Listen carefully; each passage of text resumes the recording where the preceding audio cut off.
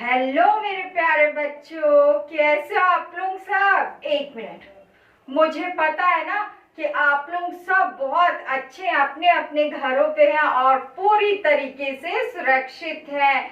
हाँ मेरे प्रिय बच्चों, मैं ये भी जानती हूँ कि आप लोग अपने Burgess English higher secondary school, वहाँ की प्रिंसिपल मैडम, वहाँ की टीचर सबको बहुत ज्यादा मिस कर रहे हैं। और एक क्लास की बात बताऊँ, हम लोग भी आप लोगों को बहुत ज्यादा मिस कर रहे हैं। और हमारे इसी कनेक्शन को बनाए रखने के लिए मेरे प्रिय बच्चों, मैं miss Nidhi Rani Masih Burjis English higher secondary school से आज आप लोगों के सामने एक बहुत ही प्यारी कहानी का वीडियो दिखाने वाली हूँ। मैं चाहती हूँ कि आप लोग इसे देखें, जरूर से देखें और इस कहानी का आनंद लें। इस कहानी को अपने परिवार के हर एक सदस्य को दिखाइए मेरे प्यारे बच्चों, और सबको इस कहानी का आनंद लेने दीजिए।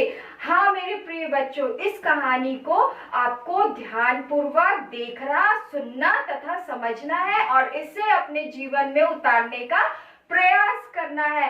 तो चलिए हम लोग क्या करते हैं, देखते हैं बहुत ही जल्दी से वो बहुत ही अच्छी कहानी को। ओके चलिए चलते हैं। बर्तन में पानी लिया और उसमें एक मेढक को डाल दिया। पानी में जाते ही मेढक आराम से उसमें खेलने कूदने लगा। थोड़ी देर बाद अध्यापक ने उस बर्तन को गैस पर रखवा दिया और उसे नीचे से गर्म करना शुरू किया। पानी जैसे जैसे गर्म हो रहा था, मेढक अपने आप को उस टेम्परेचर में एडजस्ट कर ले रहा था। टेम्परेचर धीरे धीरे बढ़ता चला जा रहा था और मेढक भी अपने आप को उस टेम्परेचर के हिसाब से एडजस्ट कर लेता था। धीरे धीरे टेम्परेचर और भी ज़्यादा हो गया। एक समय ऐसा भी आया जब पानी उबलने लगा और अब मेढक की क्षमता जवाब देने लगी।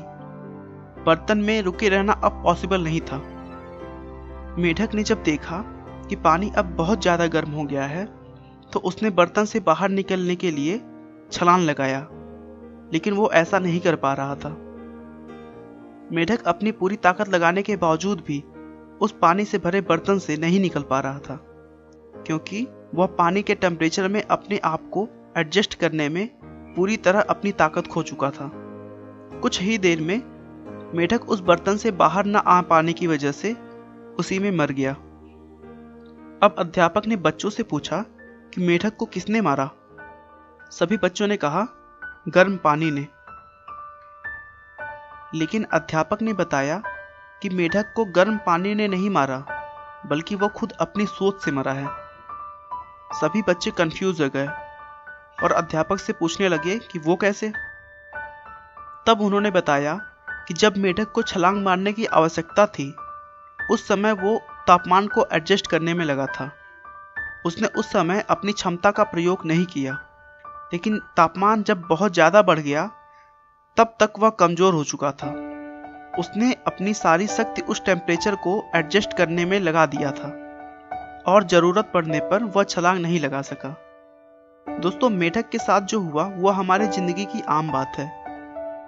हम अपनी परिस्थितियों से हमेशा समझौता करने में लगे रहते हैं और उन परिस्थितियों से तब तक नहीं निकलने का प्रयास करते जब तक परिस्थितियाँ कुछ ज़्यादा खराब नहीं हो जाती। जब परिस्थितियाँ हमें बुरी तरह घेर लेती हैं, तब हम पछताते हैं कि काश हमने भी समय पर छलांग मारी होती। हाँ तो मेरे प्यारे बच्चों, मुझे पता है आप लोगों ने कहानी को ध्यान पूर्वक सुना, देखा तथा समझा है। तो चलिए अब हम लोग चलते हैं इस कहानी से संबंधित प्रश्नोत्तर की तरफ। प्रश्न क्रमांक 1, अध्यापक ने पानी में क्या डाला।